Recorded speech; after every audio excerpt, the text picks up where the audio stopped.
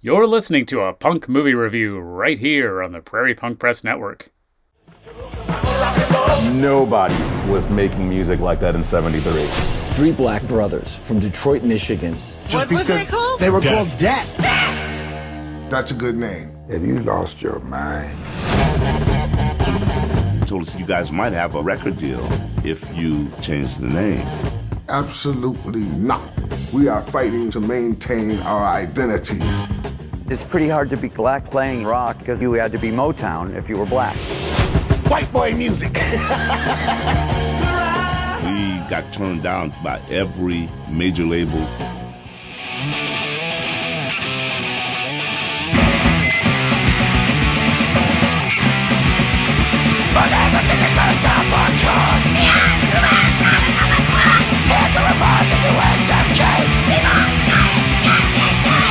Hi everybody, you're listening to Punk Movie Review. We're now on episode 7, and tonight we are reviewing a documentary called A Band Called Death.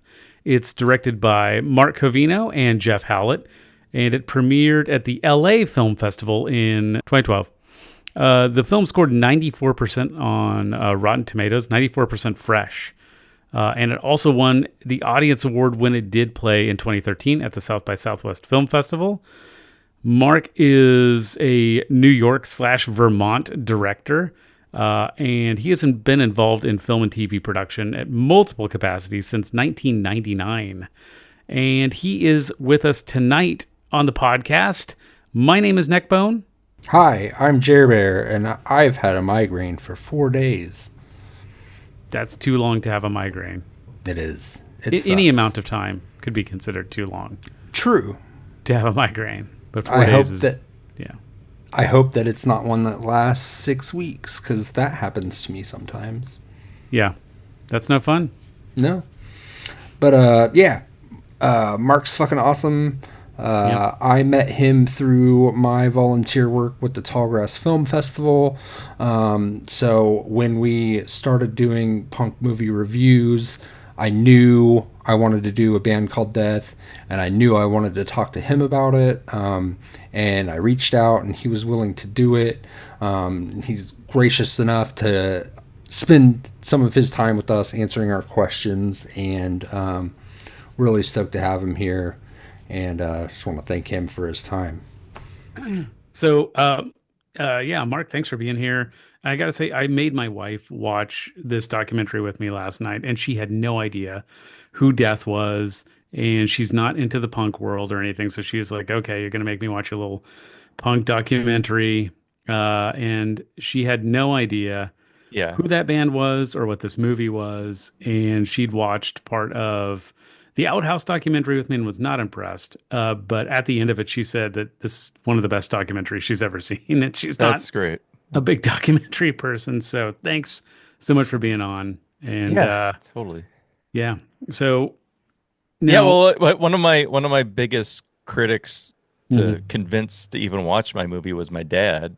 Yeah. He was older gentleman. He was in his 80s and very conservative, and it took a lot of convincing because he was like, I don't like that kind of music, Mark. I'm like, but it's not really about the music. It's about the family, and it's very spiritual, and I think it'll talk to you. It's about a father and sons, and eventually he saw it, and he was very proud of it. It was a great moment. That's awesome. Did he see it at one of the film festivals? He saw it at the Vermont International Film Festival. We showed it in the theater, which was basically the size of a IMAX 500-seat theater, completely oversold. And he had his name on his seat. And he's a classically trained portrait artist. So I had art all throughout my life, but he always wanted me to be a portrait artist. He never understood the film thing. And my mom always supported the film thing, but my dad was always against it. And so it was really like that moment, that day, that really convinced him, oh, maybe Mark was right. Maybe this is his path. Yeah. And so it was great that this movie kind of opened his eyes to that. And he was very proud of me. And my mom had died years earlier, so it was great that one of my parents got to see it at least. That's awesome. Yeah. So how many viewings had there been by the time it got to Vermont? Because it premiered at South by Southwest, right? No. No? This is gonna sound. This is a little bit of a weird trip that this film has been on. Mm-hmm. We completed it. I think it was just before fall of 2011, Mm-hmm. and our producers submitted it to all the top tier festivals because in the film game, really, like when you have your world premiere for your feature, you want to get it played. At least this is what they tell you. You want to get it played in a top tier film festival, which is only a handful of fests. That's Sundance, South by Southwest, Toronto, Tribeca. That's it. And the idea is like if you play your world premiere, one of those has to have your film first. If you play your world premiere at those, then the distributors are going to come, and then the other film festivals will come, and yada yada. We got rejected everywhere. Nobody took our film. I didn't think we were going to get into Sundance. It was always a pipe dream to me to get into Sundance. I know how political it is. It's not the indie darling it likes to promote itself as.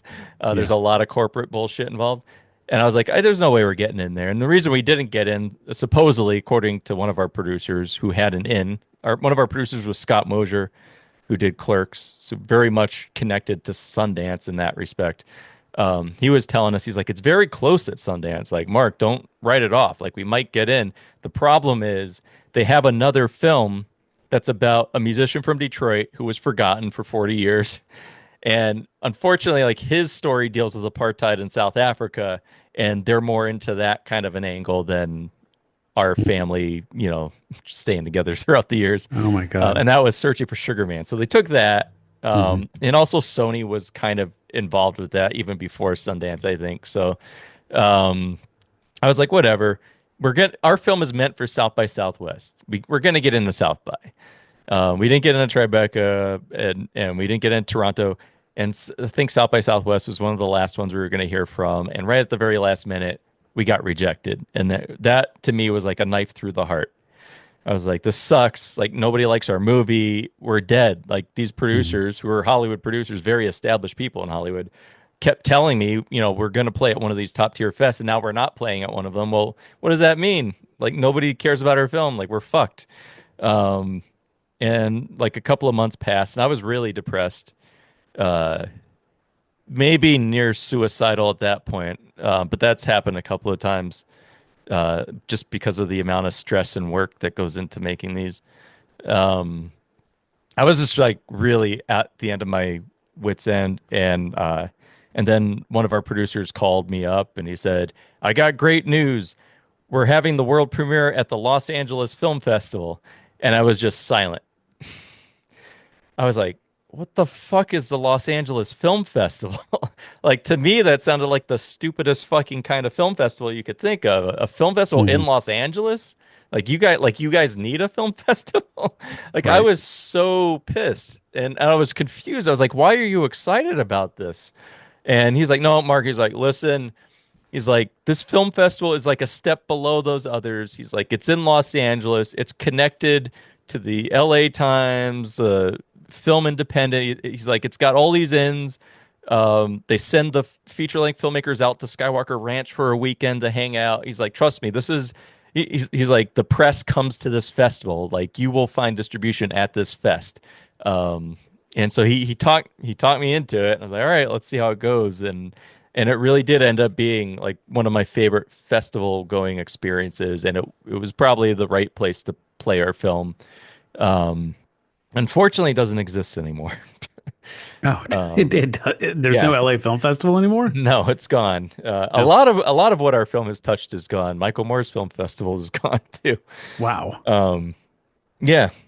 It's the luck of a band called Death, I guess. But to get to South by Southwest. So our film played at LAFF. Sold out screenings. The first screening was a blast. It was filled with all these Hollywood celebrities. The whole thing was a Hollywood dream. It was everything I had dreamt of as a filmmaker wanting to make it in this business. all these people coming up to me wanting to shake my hand. Oh, DH Pellegrino or whatever? DH came up to me, wanted me to do a doc on him. I was like, we'll talk about it later, man. I was overwhelmed by everything. I didn't know how to handle it all. But anyway, that's where Draft House Films found our film after, basically over a week of our film playing to rave reviews and packed houses. And we even the night of our world premiere, we had an after party where I was meeting with every big studio person from HBO to IFC to Showtime, and I was just like, talk to our producers, like go talk to Scott Mosier. He knows how to deal with distribution. I don't. And eventually, I was told by our producers that Draft House had the best deal. They were going to do what I wanted to do, which was a physical release with a ton of special features. I also wanted a gatefolded special limited edition with the Blu-ray on one side and the 45 on the other. So we had an amazing time at Los Angeles Film Festival. It ended up being probably even better than what Sundance or Tribeca or South by would have offered. Like I said, they send all feature-length filmmakers out to Skywalker Ranch. We had our film mixed at Skywalker Ranch, so we actually got to meet our mixer and go on a private tour to show us where they really mix films, because where they were showing the filmmakers was not where they really mixed films. It was the more, glitzy, big rooms. Like, look at us. Look at our fancy toys. Yeah, no, they mix them in broom closets. Oh, nice. Yeah, he's like, our mixer is like, this is where we mix Prince of Persia and A Band Called Death. I'm like, oh, cool. It looks like my janitor's broom closet. It was great. I met a lot of great filmmakers from around the world out there. I really connected with the foreign filmmakers. And then the very last day is when Draft House Films found it. And out of all those people that we saw, Draft House had the best deal. They were going to give me what I wanted, which was physical release, jam-packed with special features. I wanted a limited edition gatefolded, like a record, but on one side is the Death 45 and on the other is the Blu-ray, which you can buy at my Etsy, by the way. I have one of the last copies for sale. Oh, wow. Nice. They gave us really cool posters. They were selling replicas of the T-shirt. Like, it was awesome. It was everything I wanted for the film. I wanted merch because I wanted to treat it like it was a band going out on tour, Yeah, for sure. It makes and I'm also a film fan, and I love physical media and stuff. And so we went with them, and then the film started playing other festivals immediately after LAFF. I don't know if our producers submitted it to those festivals or if those festivals just reached out because of LAFF. Usually when you play a big festival, other festivals get a hold of what's doing good and they want a piece of that. And but one of our next festivals was at IDFA, the International Documentary Festival in Amsterdam, and that's kind of like the Sundance of documentary film festivals. It's huge. And then shortly after that, we played at the Vermont International Film Festival in Vermont. And that's where my dad got to see it for the first time. And that was an amazing screening because that was kind of bringing it home, showing it to all of our friends and family in Vermont. I mean, it was a packed 500-seat theater. It was oversold. They had to do a second screening. Which Hackney was from Vermont? Was it Dennis? Well, none of them. Or not from Vermont, but lived in Vermont for a while. They all lived in Vermont. And was it at the same time? Yeah, basically what happened, the reason these guys ended up in Vermont was because they had a relative in Vermont who was a part of a cult. And some kind of weird religious cult, but he convinced them. He's like, come to Vermont, man. It's a music hub. It's growing. You guys, you're not making it in Detroit. You could probably make it over here. And so they moved to Vermont to try to make it, and they did their religious rock band called the Fourth Movement there. And actually they did try doing Death briefly as seen in the movie, and they kind of basically got told no. Put up flyers all over a small Vermont town that said death on them. Death flyers, and that just didn't fly. And Vermont is one of the whitest states in the country. So that didn't work. And they tried the religious thing. That didn't work. They got bad reviews for that, even though amazing music. I'm not big on Christian rock music, but that was fucking badass music that they did for that band. And then they found reggae. I forgot how they found reggae.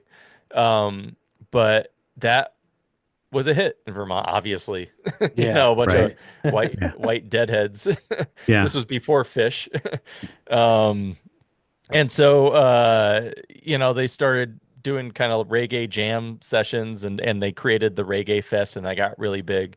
But David Hackney, just like he wasn't into the reggae thing and he kind of moved away from that. So he went back to Detroit. But the two brothers, Dennis, I always say Dennis and Bobby stayed in Vermont and basically just built their families in Vermont. They ended up actually buying a house that was part of the Underground Railroad, and that's where they still live. And they have their recording studio there, and it's great.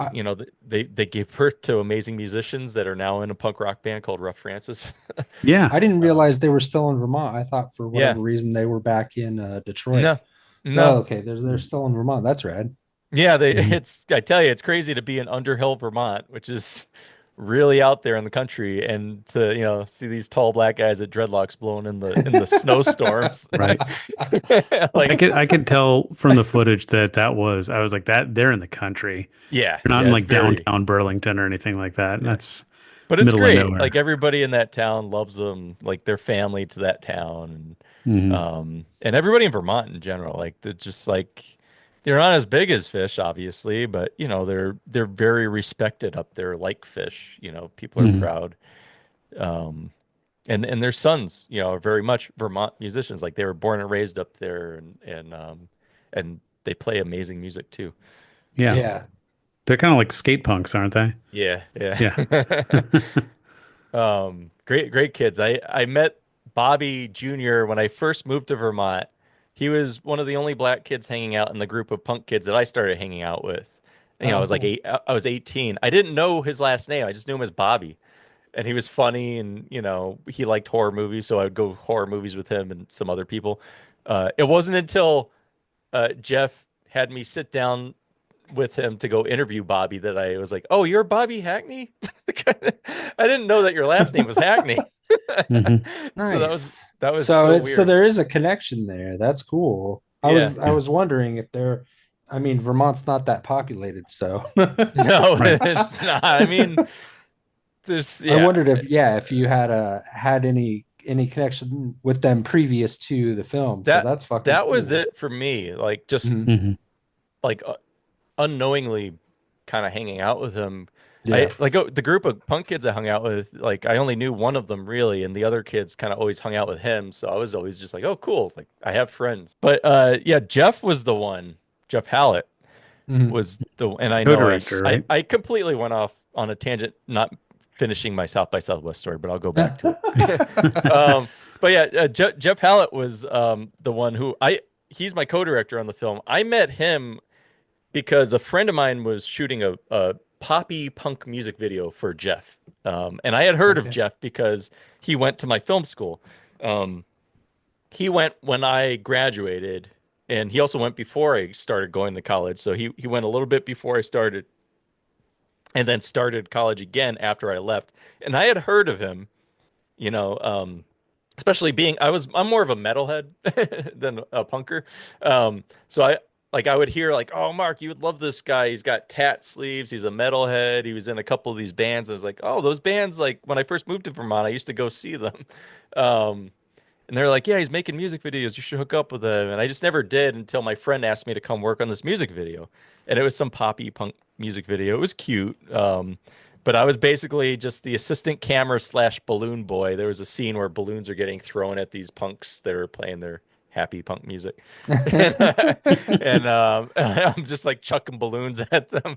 And I hit it off with Jeff on that shoot. Like we both liked, the same kind of movies, same kind of music. And he had heard that I was in documentaries because I had previously, up until that point, I was making for the past 3 years a hip hop documentary. and it never got completed. But and even before that documentary, my first film was a hybrid. It was a mockumentary about how weird Vermont people are, because I was a New Yorker living in Vermont. I'm like, these people are fucking weird. So, don't New Yorkers go there to watch the leaves turn or something? Is that a thing? Basically. I mean, the New Yorkers are the weird ones at the end of the day. But you know, I made this funny little doc, and it's you would laugh at it, Jeremy. I wear a no effect shirt throughout the whole thing. Nice. But anyway, Jeff had heard, you know, oh, this kid knows documentaries. And so he started telling me about how he knows these guys who were in this band called Lamb's Bread, but he just discovered, and he's like, they've been friends of mine for 25 years. You know, I've you know, we're both musicians who kind of like lived in Vermont for the past 20 to 30 years. He's like, they're very close friends, and I just discovered from them that they were part of this punk band in the 70s called Death, and they're black in Detroit, and he gave me the whole rundown, and I was just like, yeah, whatever, man. I thought he was bullshitting me. You know, because like I'm from New York, so I had heard all the stories from New York, you know, about punk, and I was like, man, I haven't heard anything about these guys. You know, I've heard of Pure Hell, but I haven't heard of these guys. Yeah. And so Jeff's like, no, let me send you a little synopsis of what I'm thinking. He wanted to do like a 25-minute PBS type doc, is what he kept telling me, and I was just cringing at that, because I like to make docs that are like feature narratives. Like I want them to be real, but I also want them to feel beautiful and sound great. Like I don't want it to look like a fucking hospital visit. Like I just want it to, I want it to have art.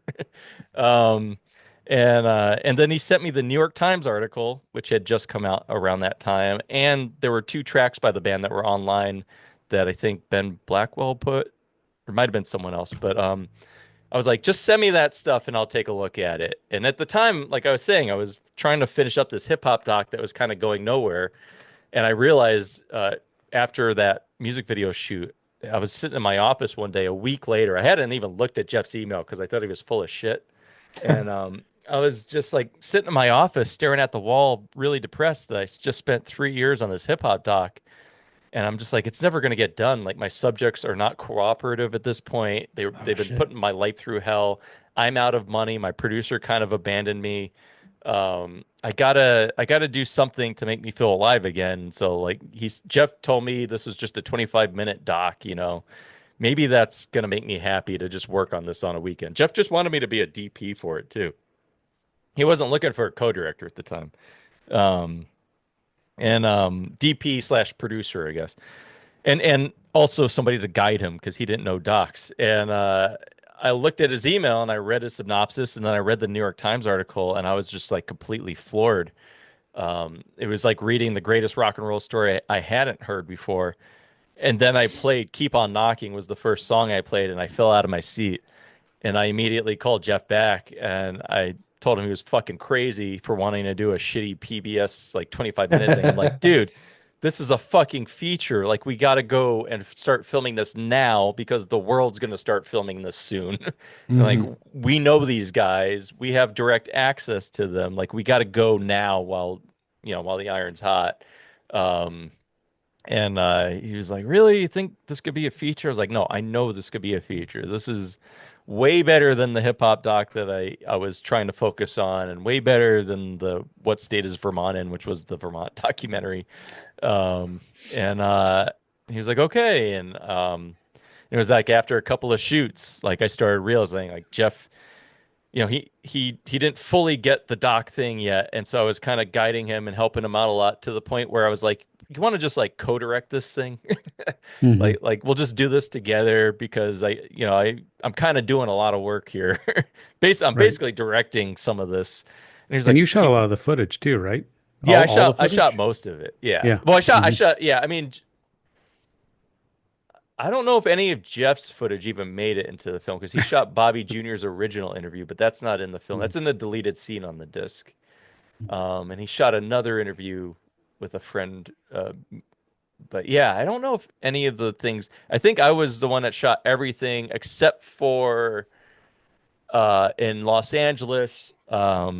we didn't have money to fly us out for Henry Rollins and Wayne Kramer, and so our producer Scott Mosier, his friend or acquaintance, I don't know if he was a friend or if he was just a colleague, but Zach Kungston, I think is how you say his name.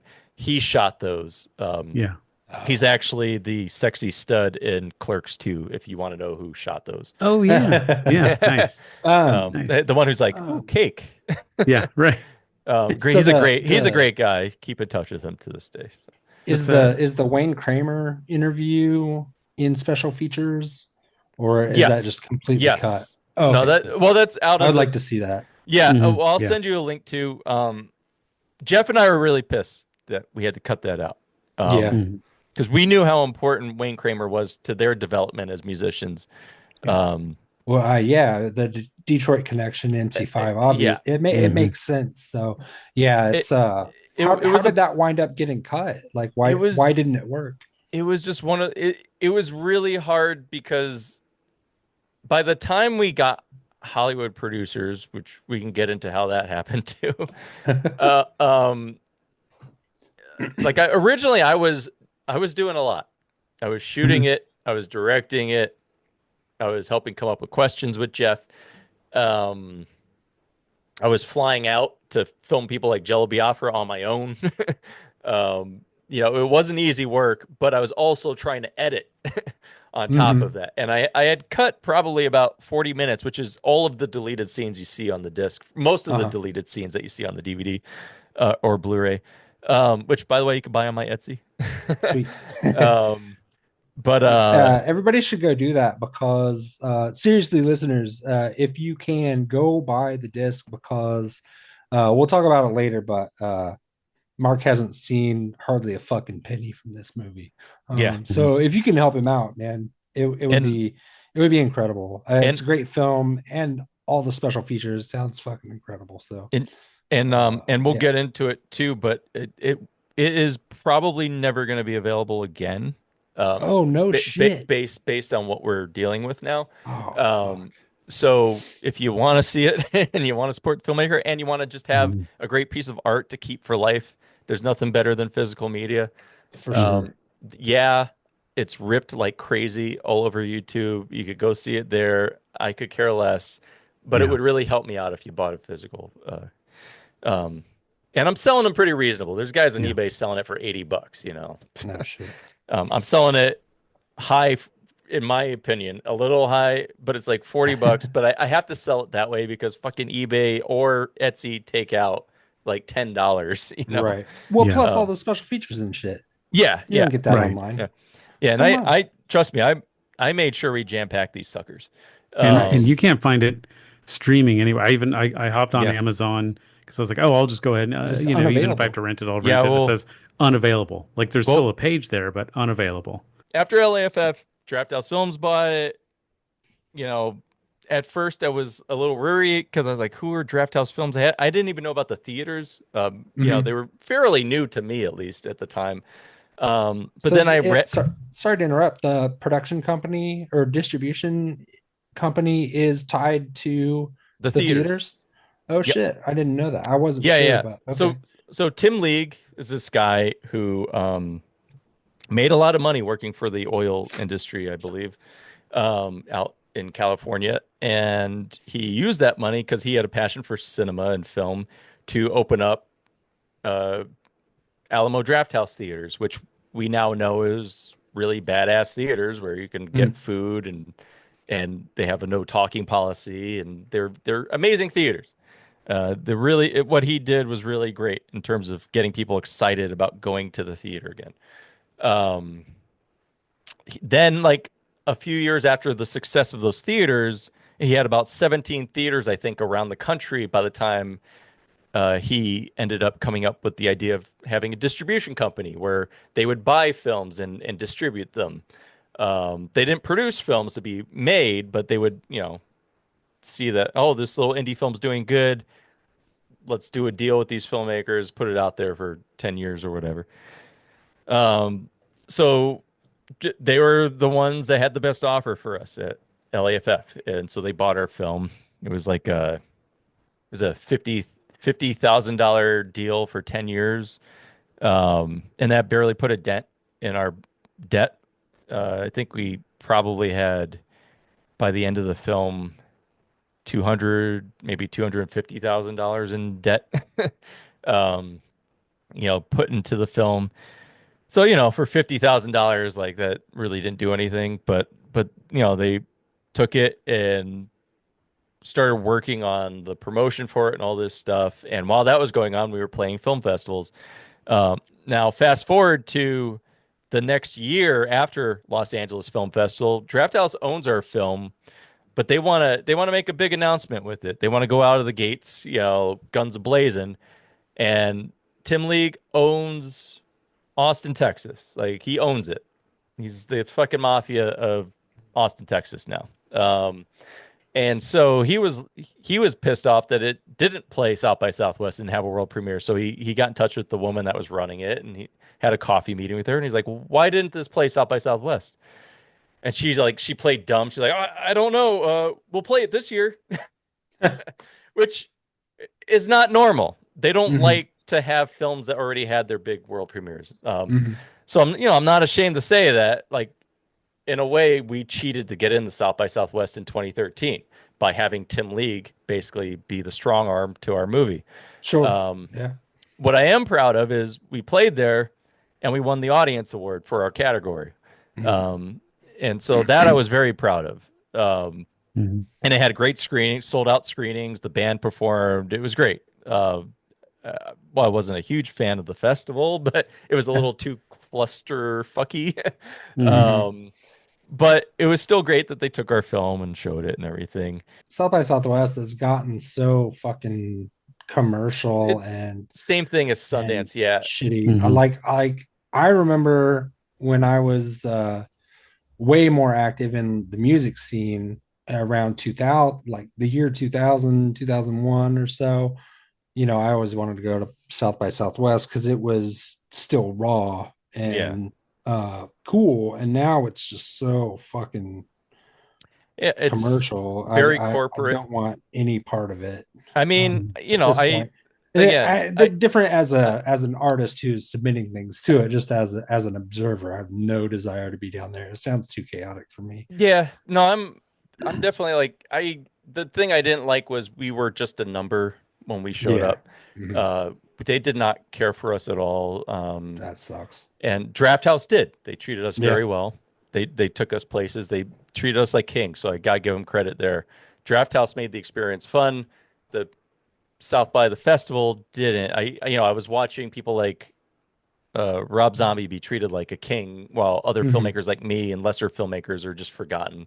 It's like, we're playing your film. You should be happy enough. I didn't even get a swag bag. Not that Are matters. You fucking serious? Yeah. Not that matters, but I mean, I would get those like, from Tallgrass. I would get it from right. Hell's It's Half the Mile. principle of the thing. Yeah. No, they gave me pamphlets. Was 2013 was the same year we screened it, right? I think so. I was trying to remember when Tallgrass screened it. I think it was 2013. I think so, because you were there with Worm, right? Andrew Bowser. Yeah. I was a big supporter of that movie too. Oh, it was great.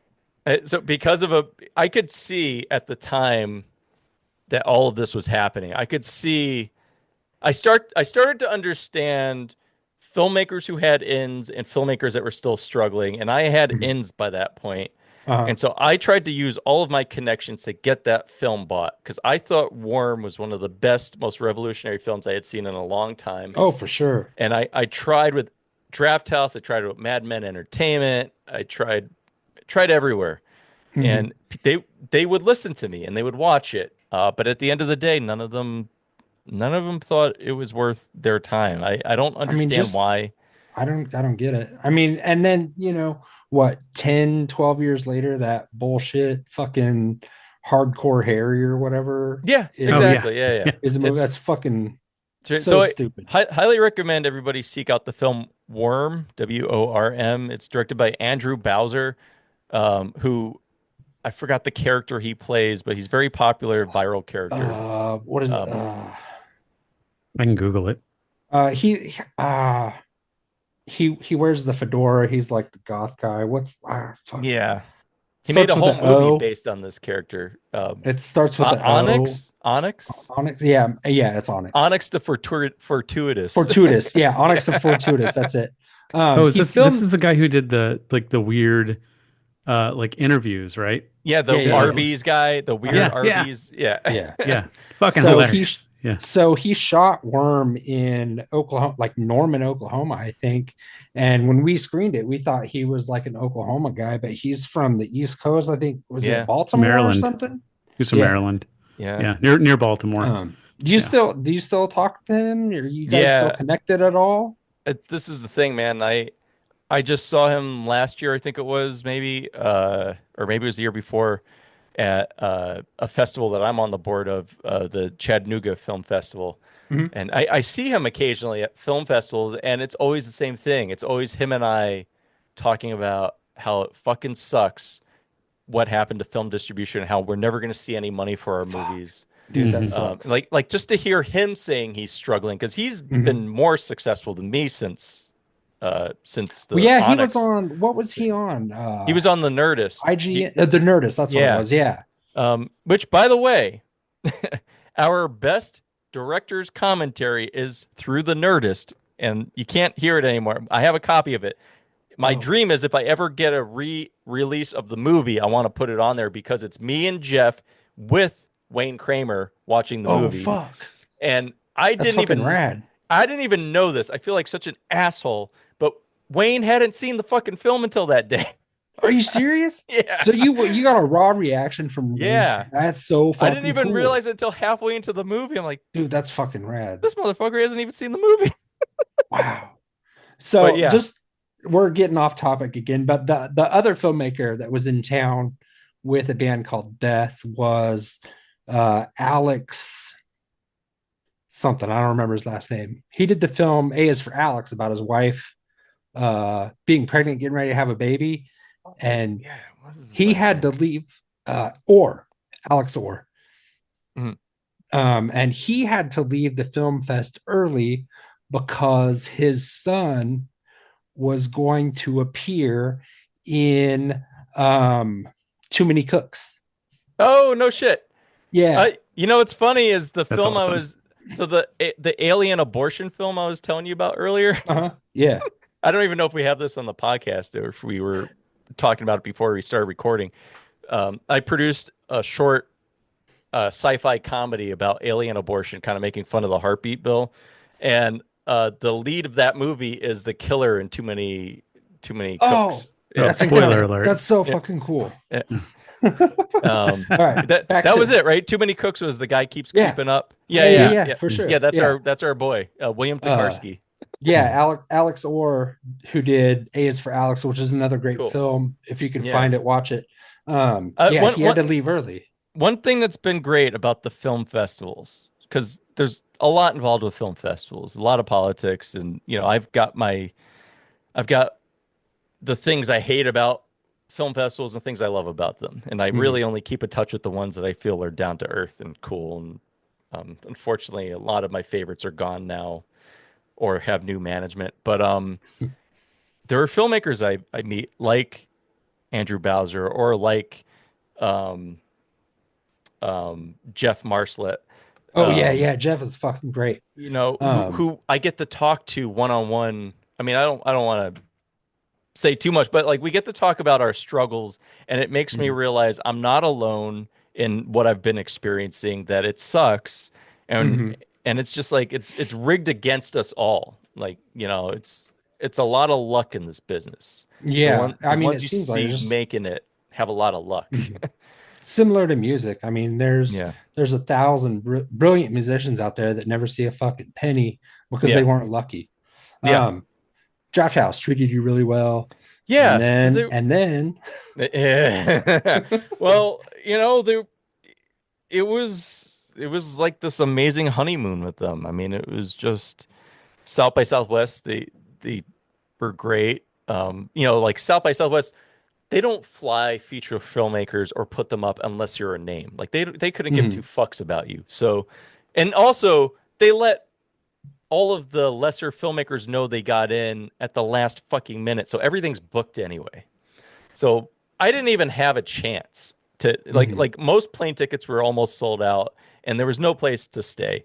So I let our producers know, like, I really want to be there for this. It's South by Southwest. It's a big thing for me and Jeff. And I let Draft House know. And so Tim League, you know, the mensch that he is, he's like, stay in my attic, you know, and his attic isn't just a fucking attic. It's a movie theater. It's right. like a big house. Yeah. And so we stayed at Tim League's house. He put us up. He was just the kindest, most welcoming dude. And like I said, they took us to barbecue joints. They took us to other events. Like it was great. They introduced us to filmmakers. You know, I got to meet the filmmakers behind Cheap Thrills, which ended up becoming one of my favorite films ever made.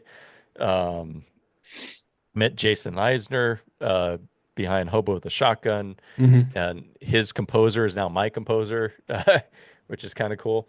Nice.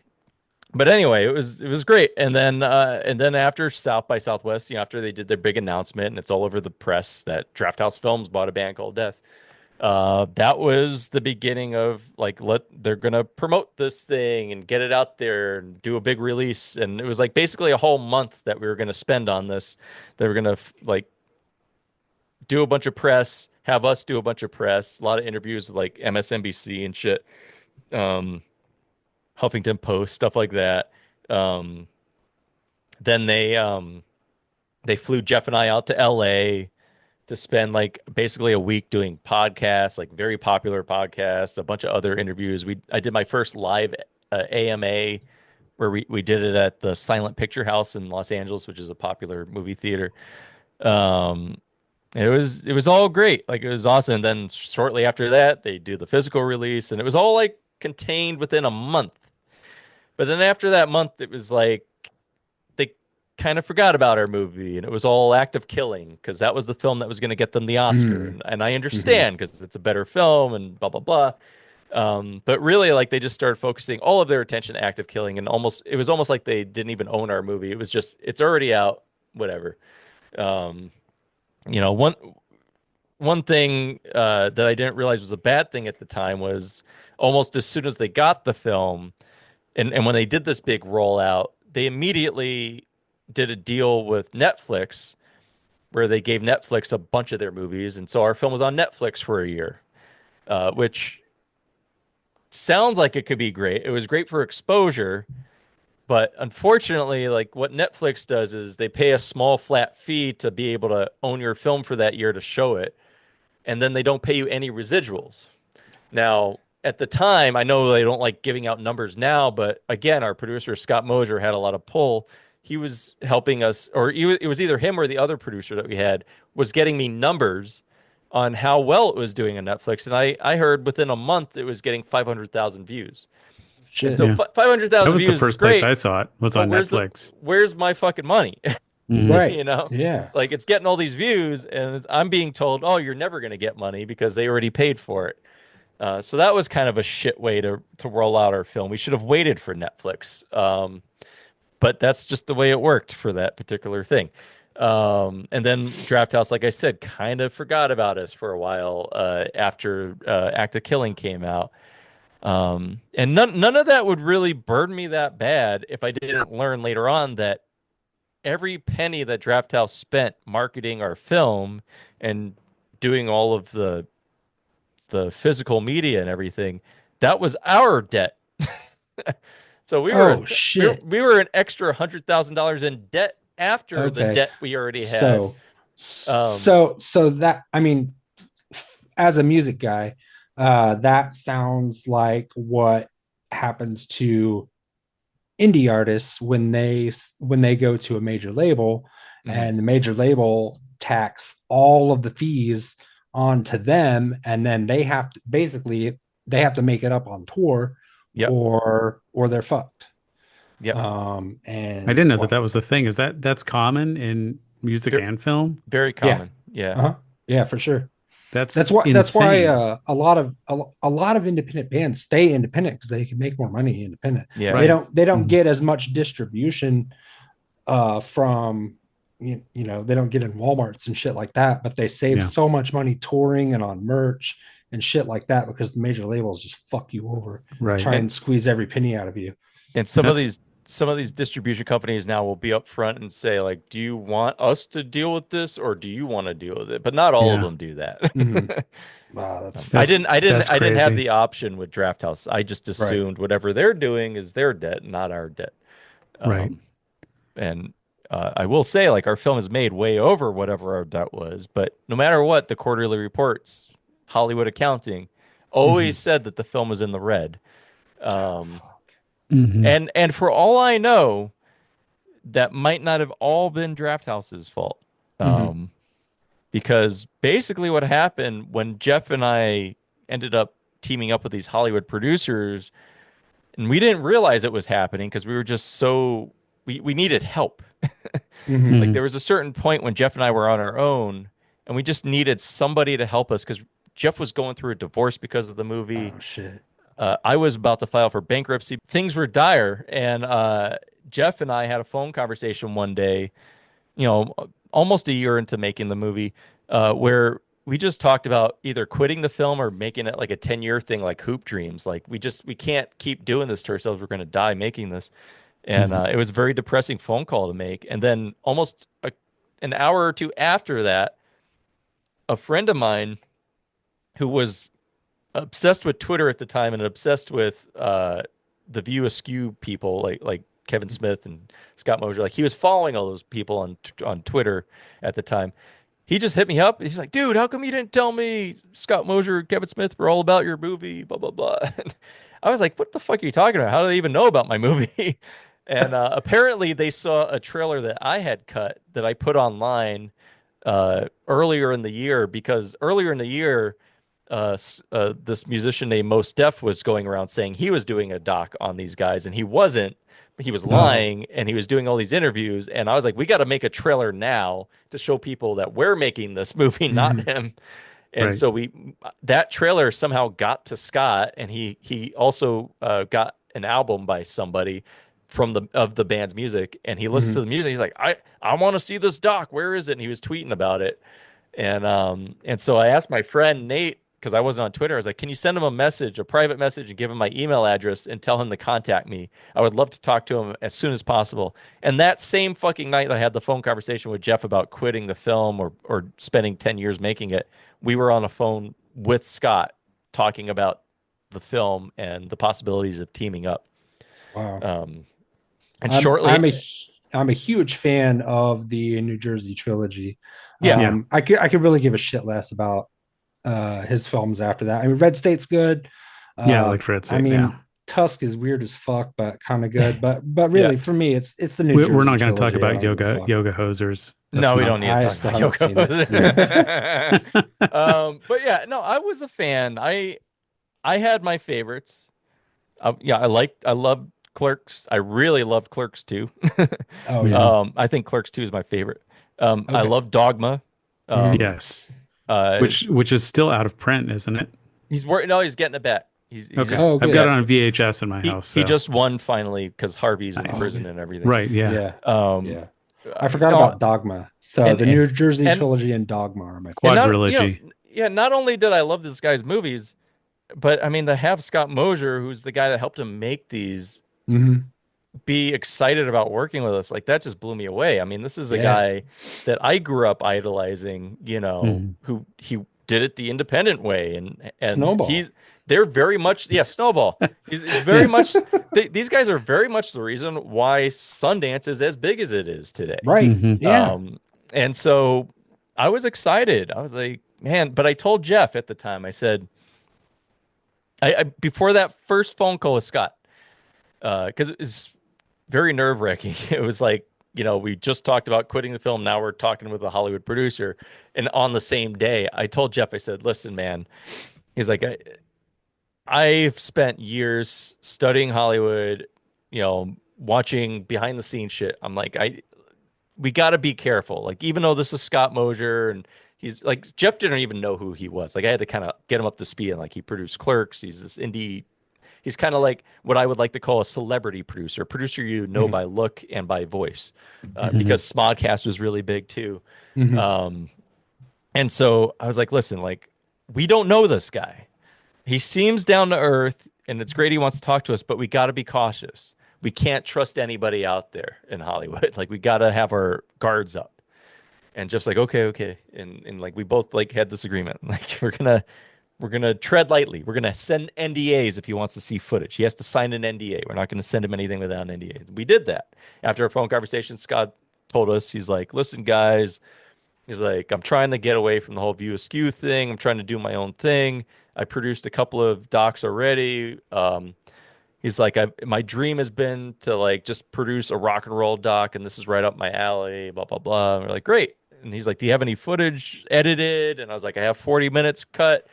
I was like, we could send you an NDA and I'll ship you out the hard drive. And that's what we did. And he saw it and he got back to us like a week later. He's like, guys, this is great. This footage looks way better than most of the doc stuff I see. He's like, it's very cinematic. Like, you did a great job lighting it, Mark, and blah, blah, blah. And he's like, listen, like, I want to work with you guys. I want to help you finish this. And I was like, great. And so then that conversation went into, I've got these friends from this company called Haven Entertainment, Kevin Mann and Matthew Persario. And he's like, I would like to bring them on board because he's like, you know, producers have different levels. He's like, I'm like the Rolodex producer who's been through it all. I know everybody and I know how it should go. But he's like, I'm not the business producer. He's like, these guys deal with business. They will find us finishing funds to finish this movie.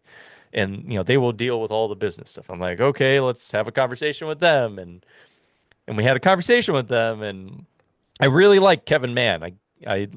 He seemed very down to earth and cool. Matthew, on the other hand, seemed very conceited and full of himself and a typical Hollywood guy. And I could tell right off the bat I was going to have issues with him. But at the same time, like, we were desperate.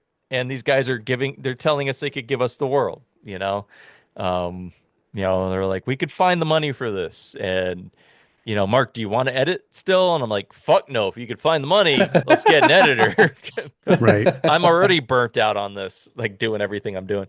And so they're okay. Like, Scott's got this editor he likes to use. He was a great editor for us. He did the Ozzy Osbourne documentary, and so I knew he could deal with all the different codecs and everything, because we shot on so many different formats, from film to digital to 16 millimeter, 13 millimeter, 8 millimeter, 32. I mean, 8 millimeter film for the film parts, and then we shot mini DV, and we also shot HVX 200. We shot with P2 cards in 1080 HD, and then also Canon. We shot SD cards. Shot that in 1080. So it was like a very diverse mix. I think I even shot some stuff on VHS. Oh, nice. Rich Fox. Yeah. Great editor. He really did a great job, and it was easy to give him notes and have him take our notes and turn them into the movie that it is today. While all of this is going on, this is where my memory is very vague and very cloudy. And also, I don't really have a lot of contracts to have a paper trail. But somewhere along this time, we all had to sign a contract. Basically, when I started working on the film, I was a for hire for Jeff's company. He had to create a contract between him and the band, because the band wouldn't let anybody film them unless they signed a contract saying the band got 50% or whatever, which is a fucking no-no in filmmaking. Like, I was so angry at Jeff when I saw that he had a contract between him and the band saying they're getting 50% of whatever the film makes. I'm like, Jeff, the fucking film is barely going to make anything. We need to make some money on this. So that was the first bad thing that happened with the film. And then I came on as like a for hire for Jeff's company. And so Jeff's 50% is now 25% between me and Jeff. And then the band gets the other 50%. And then we had these Hollywood producers come on board. And so then this pie is now getting sliced between us and these 3 other producers. And somewhere in the mix, I don't know when it happened, and we don't have a contract for this, but Matthew Pernicerio, the guy I didn't get along with, created an LLC for the film, which is what you do when you make a film. You usually create an LLC for the film itself. Mhm. Jeff and I were using Jeff's company at the beginning, which he still uses to this day. Scott had his own company. But Matthew created an LLC just for the film, and it was only under his name, to my knowledge. Oh, fuck. And so that's where things get fucked up, because that's basically where he stole the film from us, in my opinion. Mhm. Because we're not part of that LLC. We never have to Right. sign anything for that LLC, Right. as far as I know.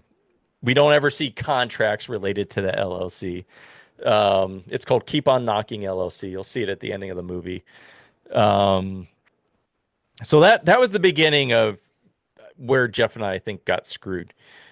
We had an entertainment lawyer that we used who was Jeff's friend, who was a music attorney. I don't think he understood film at all, and I think that was another mistake. We should have tried to find an actual film attorney.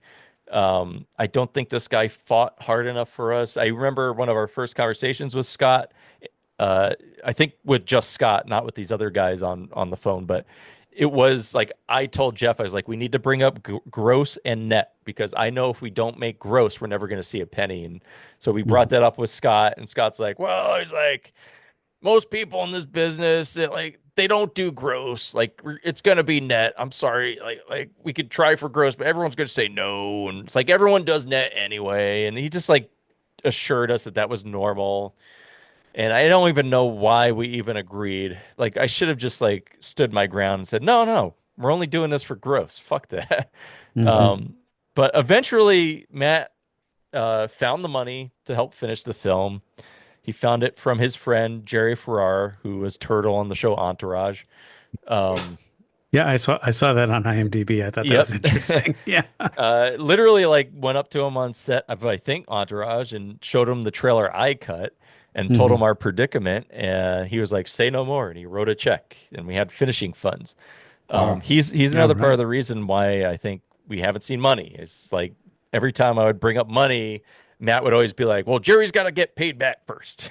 Like, all right, great. I hope he's definitely gotten paid back by this fucking point, because the film's made over its budget. Right. Yeah, that was always his excuse to us. Go pay back, Jerry. I'm like, all right, whatever. By the way, Jerry Ferrar was a fucking asshole to us out when we met him in California. I'm not at all surprised. Yeah, I was meeting these producers. One of the guys on Entourage wasn't cool. I mean, hey, I'm very appreciative of him giving money to the film, but at the end of the day, like, I went out to LA to meet these guys in person for the first time. I brought each one of them like $100 to $200 swag bags filled with Vermont goodies, maple syrup, chocolates, cheeses, to thank them all for helping us make the film. And Jerry just fucking took it and chucked it behind him. He couldn't care less. And he completely ignored us the entire time, never acknowledged us.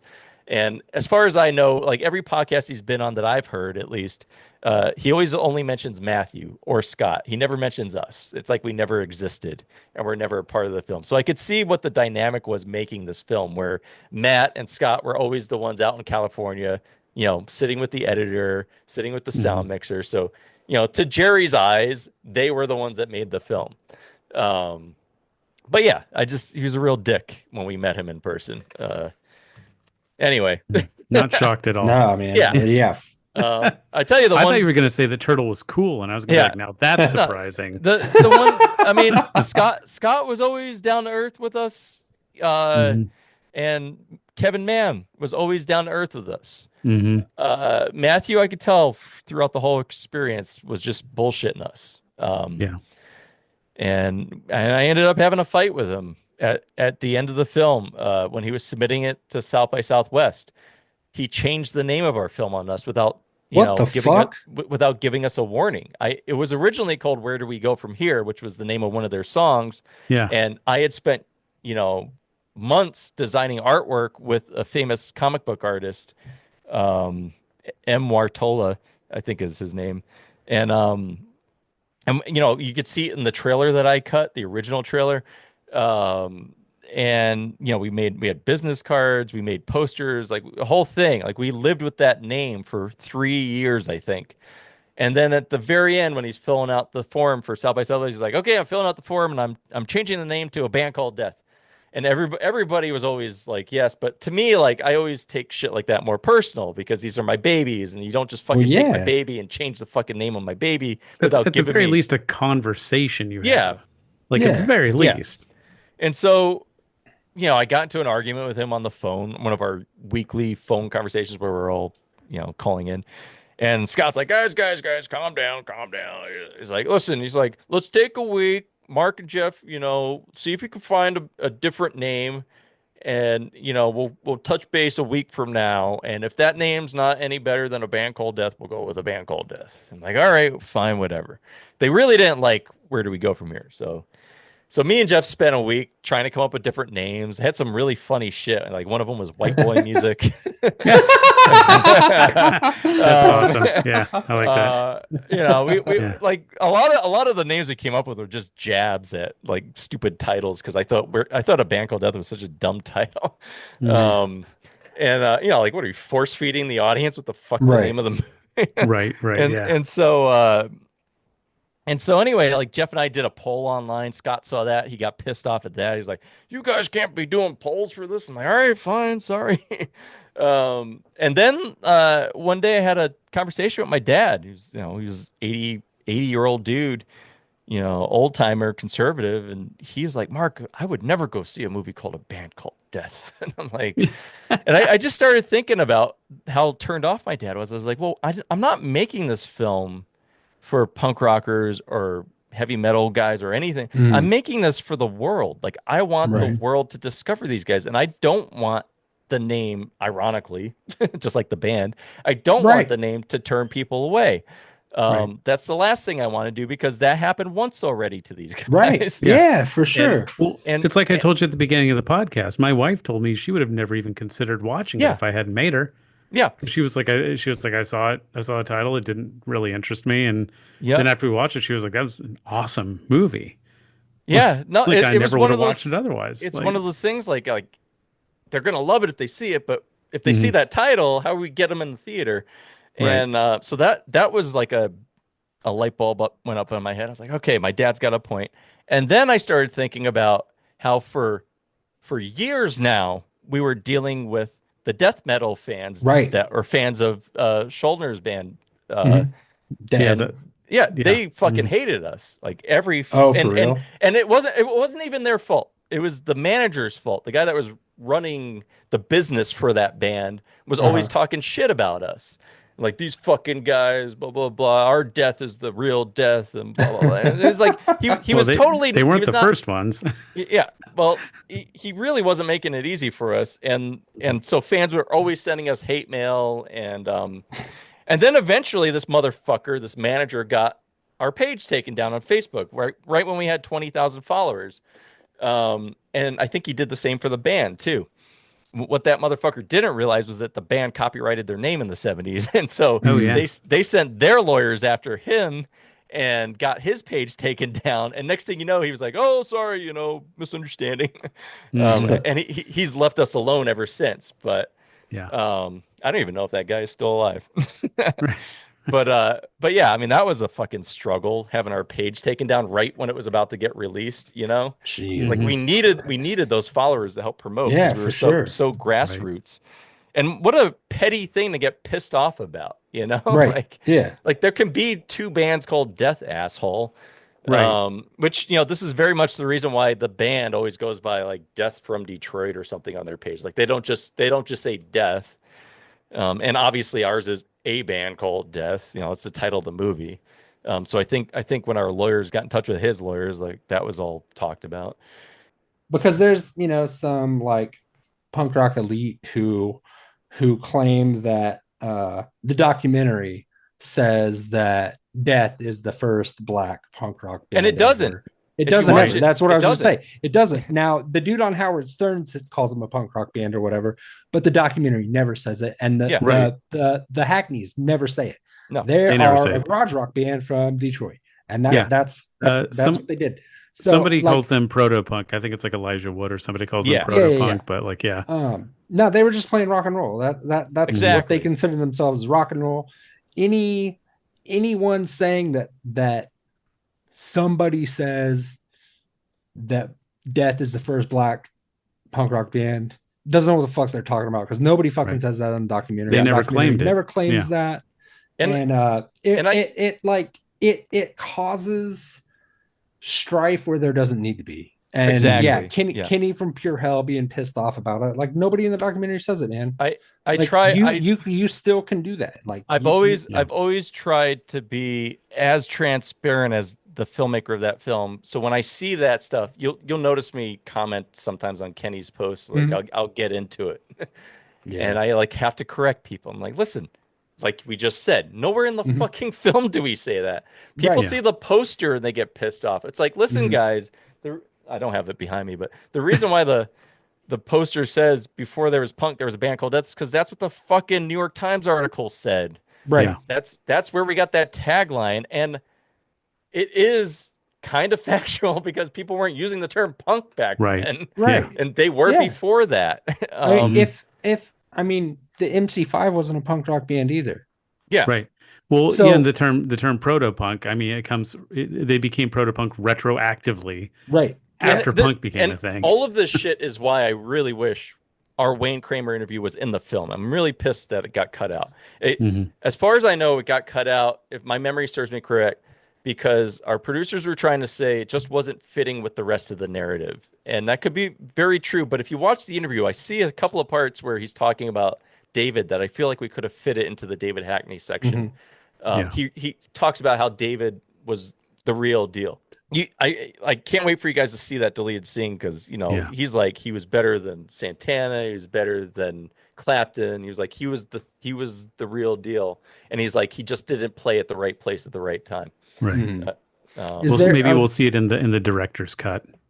Yeah, I wouldn't mind throwing it into the film and having a director's cut. Yeah. He needed to be in the film. It's really fucked up that Wayne Kramer's not in the film. And so much anger out there is because we left out the MC5. Like, you never mentioned the MC5. And like, we have their record shown on camera, and I think the guys might have mentioned it, but it's like, it is brief, and it probably should have been in there more, but it's just like, it's so hard when you're trying to get the whole story in, So is there any legal reasons you can't show those special features right now? No, I mean, they're on the DVDs and Blu-rays, and I post them every now and then. Like for Black History Month on Threads, I've been posting some links. Oh, nice.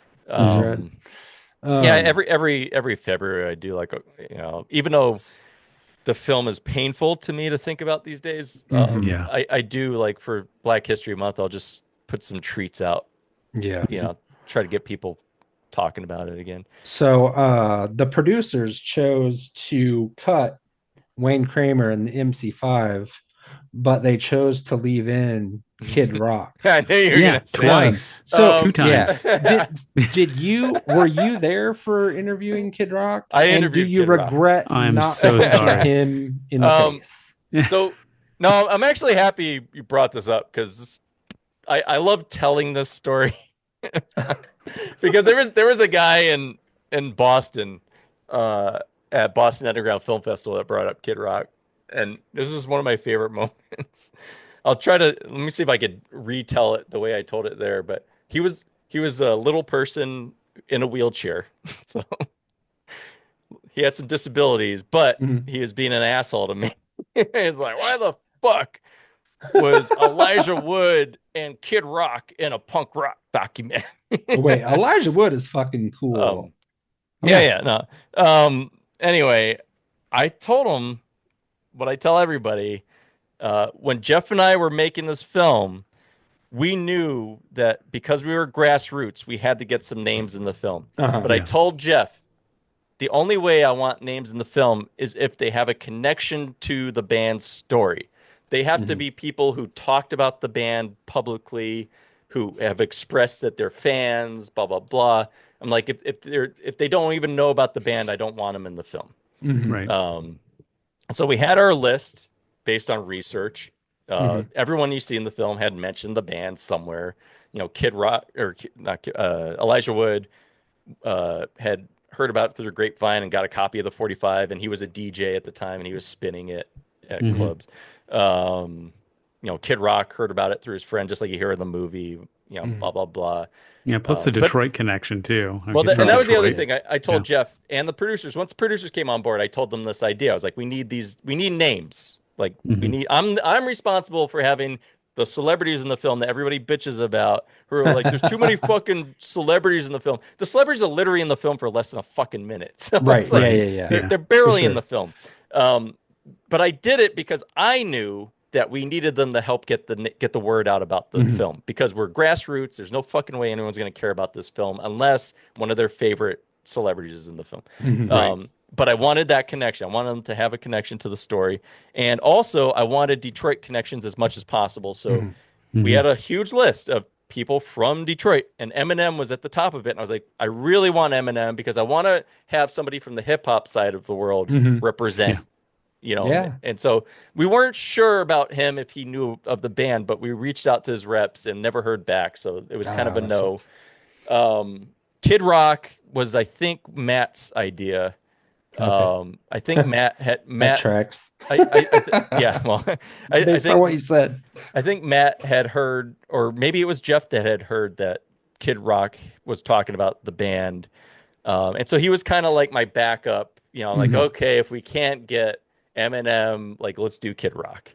You gotta remember at the time too, like, Kid Rock had his issues, but he wasn't as bad as he is today. And hey, I say this as somebody who like listened to his music when I was younger. It was fun music to listen to. Sure. I just don't agree with his politics. No, I was just giving you shit about being so close to him and not punching him. No, like, is there some regret there? No, this is what I'll say about him. Everyone we interviewed was great to me and treated me great. Kid Rock literally was in the middle of record. Like, I was having trouble finding his recording studio because it was in this like warehouse type area out in the country of Michigan.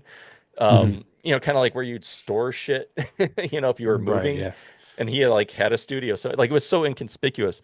And I was having trouble finding it. And I finally go past the one building that kind of has cars parked in front of it. And I hear coming from inside, "My name is Ken." And so he was doing a updated version of that song. Nice. And I'll say, like, he gave me more than the time that he had allotted to us. Like, we had an hour, but he gave me more. And then after the interview, like, he was like, "Is there anything else you need?" I was like, "Nah, man." He's like, "Do you want some beer?" And he had his own, like, it's called Badass Beer that he brewed, I guess. And I was like, I was literally about to go back to the airport to fly back home, but I was like, "I'll take your beer, sure." so I had my friend drive me to the airport because my friend came out with me for that shoot.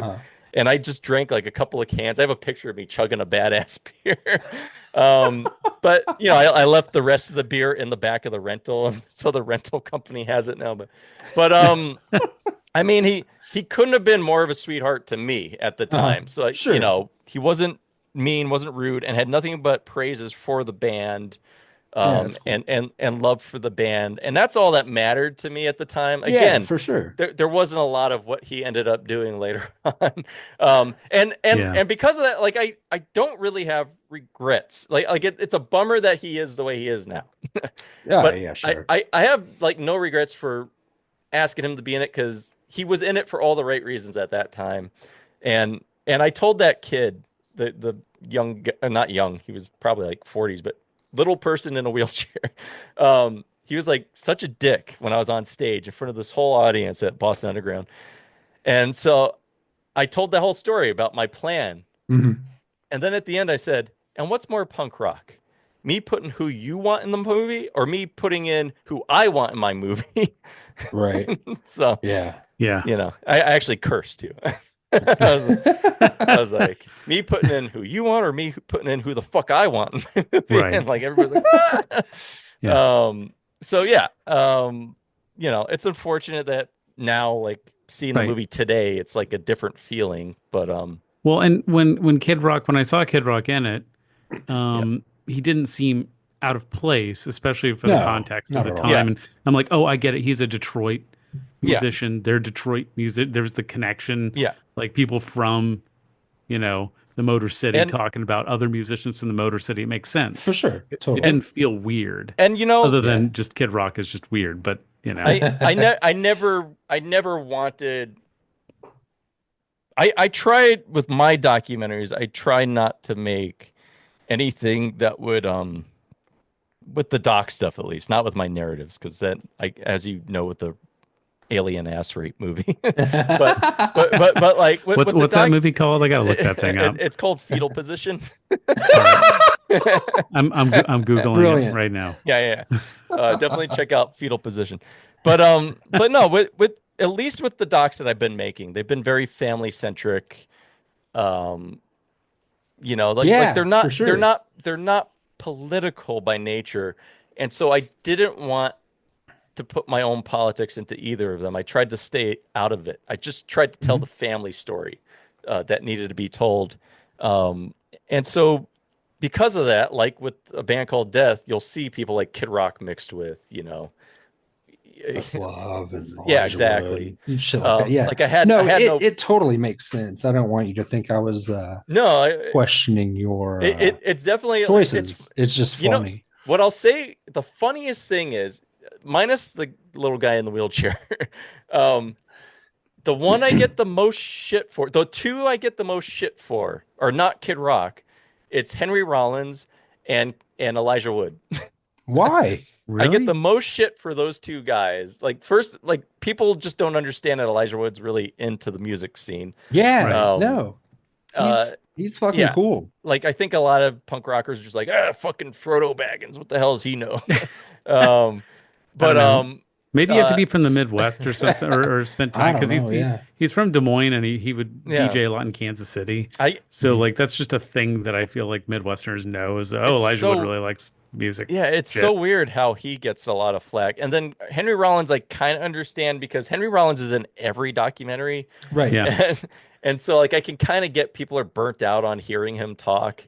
The only thing that a band called Death is really missing is Ian Mackay and his red beanie. That's the only there's no Ian Mackay, a whole drawer full and of there's no red beanie. So I want to say better. So when it came to any music history, that was all like I always looked to Jeff because I was not a music historian. I barely knew anything about the punk rock world. I was simply a filmmaker. Sure. Jeff was an older dude. He'd been in punk bands. He'd been in metal bands. I learned about the Bad Brains through Jeff. I didn't even know about that. I saw the logo and everything at the time, but I didn't know anything about him. Jeff had those people on his list. And I think we reached out, and I just don't think it ever worked out for whatever reason. Ian Mackay is in the doc I'm currently editing now. Oh, cool. Is he wearing his red beanie? Yeah, I think so. I think he is. Of course he is. He has a drawer full of them. He's got to work his way through them. But Jeff was very much like helpful in that respect. Like I learned a lot about music history through Jeff. And so it was a learning experience for me while we were making the film. And I think me not knowing anything about that also helped make the film better too, because I was focused on the family and less on the music. And Jeff was always kind of focused on the music side of things. And we kind of balanced it out between the two of us. You know who my first celebrity interview was for the film was Jello, and I did that on my own. Yeah.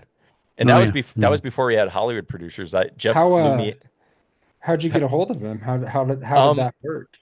I think Jeff just got in touch with what's the company that he runs? Alternative Tentacles. Alternative Tentacles, yeah. Okay.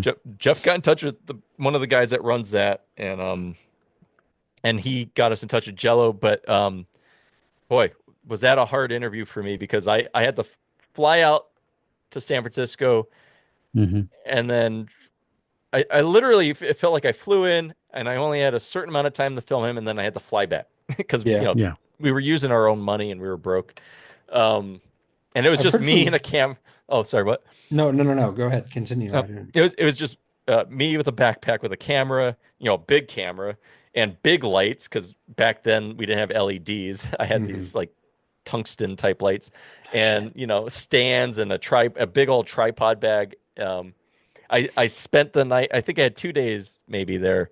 Spent the night at my friend's studio, which was very small because you can't afford anything big in that city, right? In San Francisco, and so I had the next day to film scenery, and then at night, sometime towards the night, Jello was going to let us know the address to come to. And so I'm going all over San Francisco filming as much B-roll that represents San Francisco without knowing how far away he's going to be. Right. And I had my friend's boyfriend with me holding the tripod bag. And we're getting great shots of San Francisco, but then finally I get the address and I'm like, shit, we got to go. Like, he's really far away. Yeah. And it was basically like a series of taking buses and everything. And so me and this kid I was with, we ran from this coffee place we were just getting coffee at to get to where Jello was. And then by the time we got to where Jello was, the kid's like, oh shit, I forgot the tripod. No. God. And so I'm like, God damn it. I'm like, all right, you go back, get the fucking tripod. I'm going to go shoot the fucking interview. No matter how I figure it out, I'll figure it out. Yeah. Stack of books. Yeah. And so I had the taxi drop me off where his house was supposed to be. And it's just like a series of like brownstones. And I couldn't tell which was his house because none of them had numbers on them. Oh, Jesus. And I'm walking up and down like, Jesus, like every one of these is just like a rich motherfucker that I don't know if it's him or not. Right. Yeah. And finally I'm like, you know what? He's probably living in that one brownstone that's got like no lights on. It's like completely dark. And so I go up there and I knock on the door and I hear him in the background in the distance yelling, hold on a second. He finally opens the door. He's wearing like skinny jeans with like snowman socks, little snowmen on his socks with shiny red snakeskin shoes. And he's got a tight T-shirt that you see in the interview that's got an album on it, like an obscure album. And he looks at me and goes, and he just looks at me and goes, "You're late." I'm like, "Yeah, I know. I'm sorry, man. I like had an issue getting here with the taxi, blah blah blah, and I forgot my tripod." He's like, "Whatever." He's like, "I got to make a phone call." He's like, "Come inside and find out where you want to film." So I'm like, okay. I'm walking around and he's just like having me roam around his house. His house literally has records stacked to the ceiling everywhere. Jesus. It was fucking amazing. Like the guy is a true record collector. Like he just loves music. Every fucking genre you could think of, he's got it. Most obscure stuff. Apparently he has like the Death 45 somewhere there, but he couldn't find it. But he was and I asked him before he got on the phone call, I'm like, do you have a ladder? Because I forgot my tripod. I really need something to rest my camera on. And it's like, all right, hold on a second. He brought like a little step ladder. I'm like, all right, that's good. And I'm like, do you have something I could rest underneath it so that the camera points up? And he's like, here you go. And he gives me one of those T-shirts that he's wearing. He's like, take it away. So I took the T-shirt. I put the T-shirt underneath the camera and like, this is why the shot looks like shit. There's like a little lens flare by his head. Like, I was like literally working with just me and like being nervous and like, first celebrity for this film I'm interviewing and I might not have known punk rock, but I did love the Dead Kennedys. Like I loved a lot of their music. Like to me, like they were ADHD music, which is what I am. Like I'm just filled with like hyperactivity. And so like I was very nervous to be there. And he's like having some weird conversation on the phone. It almost sounded like talking to an ex-wife or something. I was like, boy, this is making me so nervous. But he sat down, he did the interview and he was great. He gave me more than I needed and he walked me through an entire history of records and there's on the deleted scene on the disc, he talks even more about those records. He introduced me to like an Ike and Tina album that I never heard of before, and I'm a big fan of their music back when they were doing it together. And so it was great. And then he offered to drive me down the hill to go back to the bus to go back to the kid's apartment. The kid he ended up finding the tripod, but it was too late.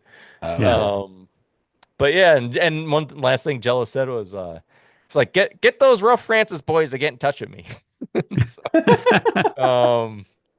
oh, that was funny. His sports car was like held together with duct tape. It was like an old '80s sports car. Nice. But I it was was nothing it was less. quite the experience. It was exactly what you would expect from a Jello experience. It's not an act he's putting on. No, not at all. But yeah. How'd you get hooked up with Drag City? Did you just reach out, or was that through Rough Francis, or how'd that work? Drag City, they were the ones that put out the Death album, right? Mm-hmm. Yeah. My memory is so cloudy at this point.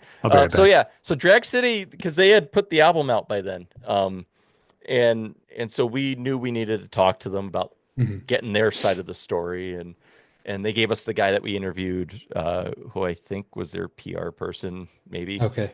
Or maybe he worked. I don't know exactly what his position was. I can't remember. Like my memory's so foggy on him. Yeah. But he gave us a lot about how Drag City found them basically through, as you know in the movie, through not Ben Blackwell, but what's his name? I'm so sorry, dude. No worry.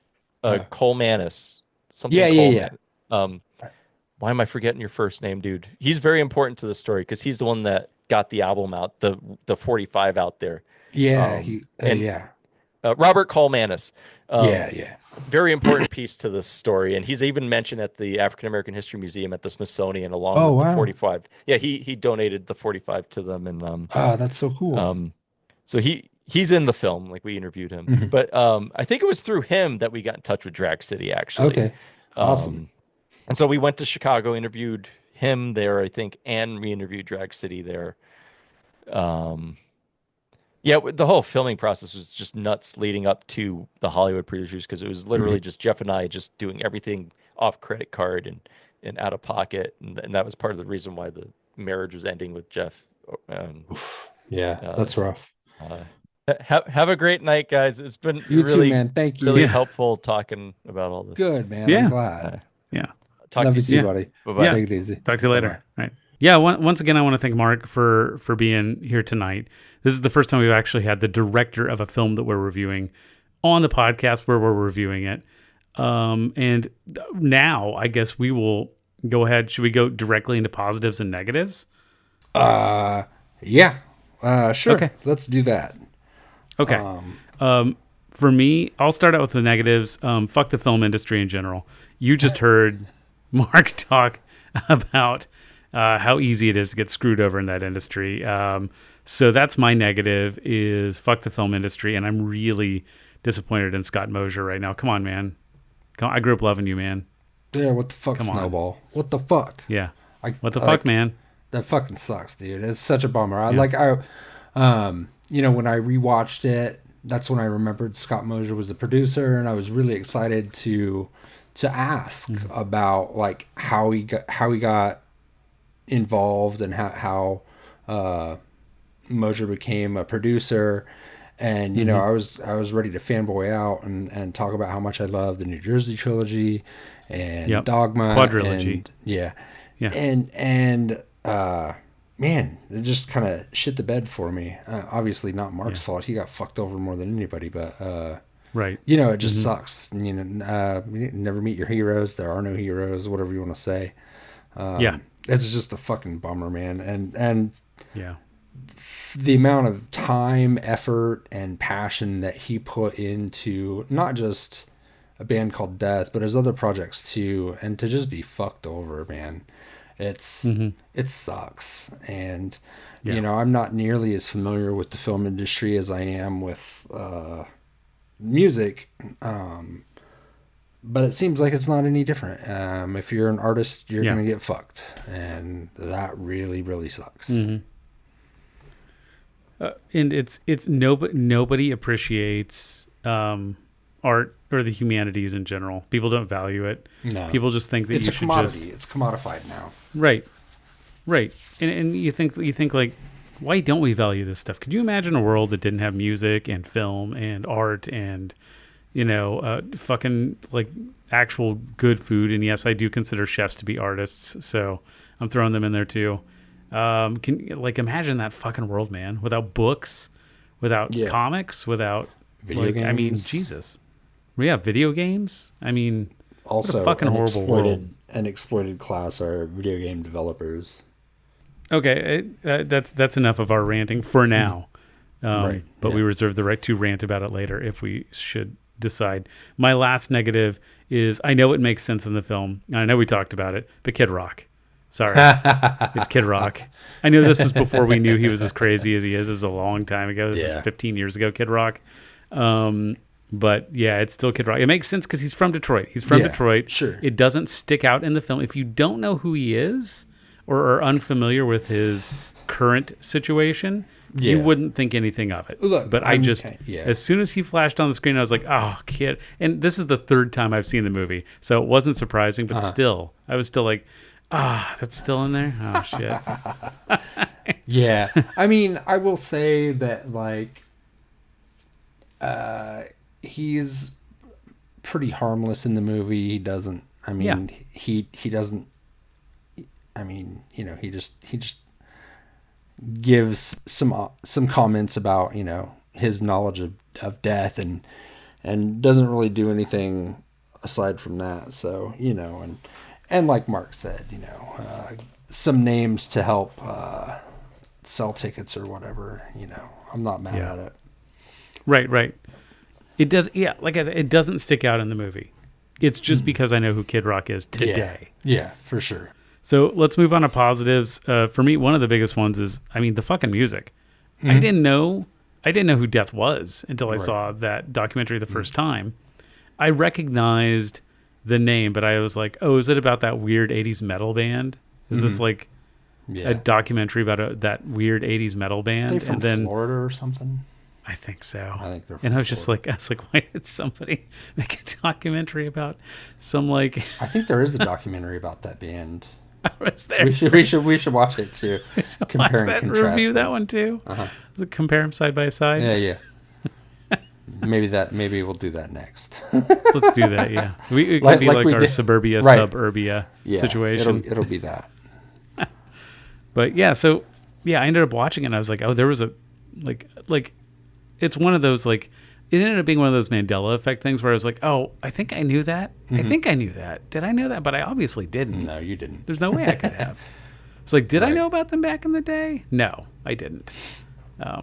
But it was one of those things where I was like, and then I, of course, hunted down their music, which is pretty easy to do at that point. Yeah. Because it was just on YouTube. You could find it on YouTube. Yeah. And yeah, I was like, the music, one album. They made one album. As kids, basically. Yeah. And it's fucking great. Hell yeah, it is. And, of course, just in terms of the film itself, unlike the other documentaries we have reviewed on this podcast, this had a coherent narrative. There was a story. Yeah, it definitely told a story. It wasn't just, here's the scene, here's talking heads talking about this huge amorphous subject. It was focused and told a story, and you know, it wasn't just about music in the band. It was about the family. It was about finding something lost and having a dream kind of come true, you know, after 35 years or whatever it was. I feel like this is one of those documentaries that even if you're someone who doesn't really like documentaries, my wife's not a big documentary person. She just doesn't really care about documentaries for the most part. She loved this movie. She had never seen it. She watched it with me the other night. And she was like, this is a great fucking movie. I mean, I can't say enough good things about it. I don't know. I mean, the just the filmmaking in general and how immersive and engaging it is. You know, like I told Mark, the way he shoots documentary films puts you in the middle of the story and is just so engaging. It's hard to look away. It's great. So I guess we should go ahead and rate it. So we have a rating scale. We have two ways that we rate it. One is how punk is the movie. There's Poser. That's the least punk it could be. There's punk and rocker. That means it's pretty punk, but it could be more punk. And then there's upper crust. That is the most punk. Now, that doesn't necessarily mean that it's a crusty movie for all you crusty punks out there. Right. That just means that it is the most punk. Right. Because everybody knows that upper crust crusties are the most elitist snobs of all the punk rockers. That is true. Yeah. You crusty bastards. Yeah. And then we have a scale where we measure it based on how good we think it is. What scale are we going to use for that one? Lost tapes in an attic. But there were only 2, weren't there? That doesn't have to be our rating scale. Oh, that's true. We could do 1 million lost tapes in the attic.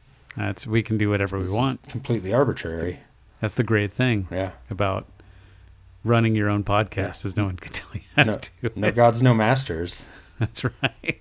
Okay, how many lost tapes? I was thinking maybe 30 because it was 30 years that it was lost up there.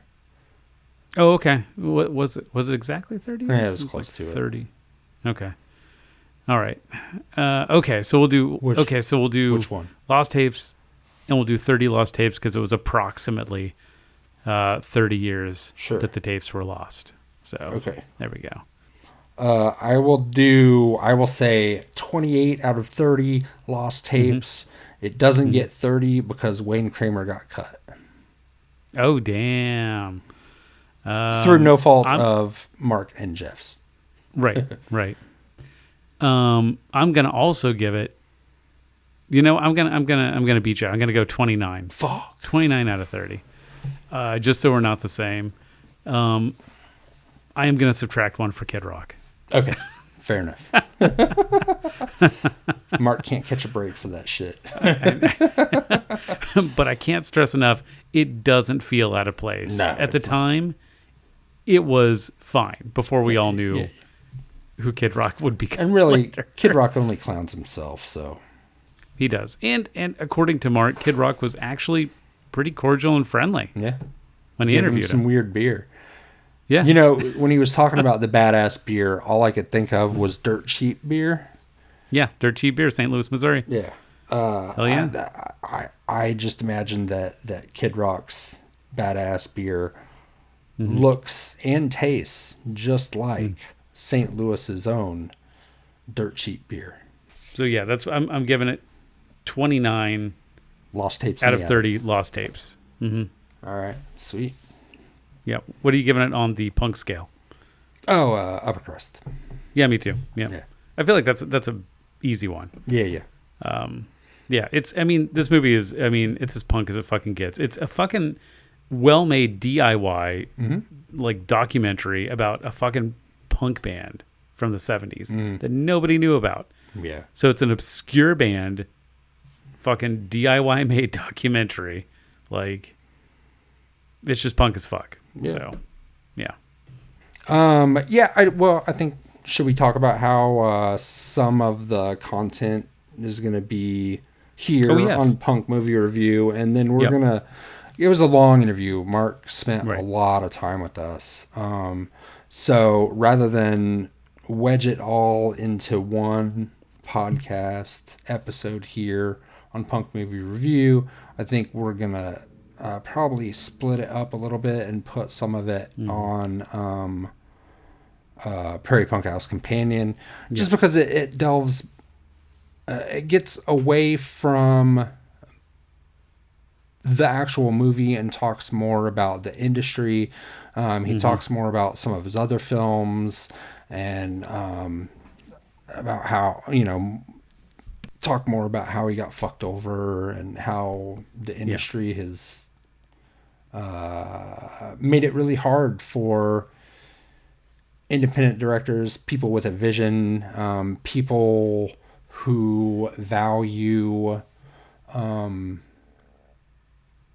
doing things a more old school way, whereas now the industry wants somebody they can exploit to do multiple tasks, and and people who went to school for film and had more of a focused skill set are sometimes left behind because they don't have some of these other skills, and it's simply based on exploitation and what they can squeeze out of artists. Yeah. So watch for that. I think that'll be next week's episode. Yep. On our regular schedule. Prairie Punk House Companion releases every other Saturday. And so, yeah, that'll be the next Saturday, the first day of March? Right? Yeah. Yeah.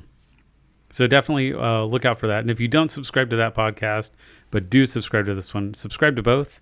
And if you do subscribe to that one, but don't subscribe to this one, then subscribe to this one too. You should do that. And you should also visit our Patreon page, become a patron. And you can visit our coffee page, which is so lonely because nobody visits it. And you can find all of our links on our website, www.prairiepunkpress.com. You can find everything there, just right there on the homepage. There's links to everything, including our Blue Sky, our Facebook, our YouTube, our Instagram, Threads. We're not on Twitter. Fuck Elon Musk. Fuck Elon Musk. No war but the class war. So for our next movie, we're doing the 1987 Troma film, Surf Nazis Must Die, which is available on Tubi. What's that? Imagine that. Tubi, give us some money. We shout you out on like every episode. So the synopsis for Surf Nazis Must Die is: when the son of a gun-wielding woman is murdered by neo-Nazi surf punks in a post-apocalyptic future, his mama hunts them down for some bloodthirsty revenge. Fuck yeah. Yeah. Killing Nazis I've never seen it. Always fun. It's directed by Peter George and was written by John Ayer and Peter George. And it stars Gail Neely, Robert Hardin, and Barry Brenner. So that'll be household tons names. of fun. Yeah, I know. Come on, guys. Everybody remembers having that Barry Brenner poster up in their room when they were growing up. Yeah, I'm pretty sure he was in Tiger Beat. All right. Well, yep. I got to take my dog outside, and you gotta go to bed. All right. Thanks for listening, everybody. Bye. See you next time. Bye. Sometime in the near future, a major earthquake will lay waste to the entire California coastline. From out of the rubble will rise a menace far more terrifying than the death and destruction. Surf Nazis. Who rules the beaches? Who rules the surfers? The beautiful beaches, once the crown jewels of California, are now ruled by ruthless gangs. Only one person is powerful enough, daring enough, brave enough to stop them. Only one person can ensure that surf Nazis must die. She's tough. I want to buy a gun. He's talking like trash, but I'm more interested in something that'll take the head off a honky at 20 pesos. She's dangerous. She's all woman. She's Leroy's mama. And as long as she's alive, the surf Nazis must die. First, there was the Road Warrior. Then there was the Terminator. Now comes an action film of relentless excitement. Taste some of Mama's home cooking, Ada. See the film that is creating a tidal wave of action all over the world. See Surf Nazis Must Die.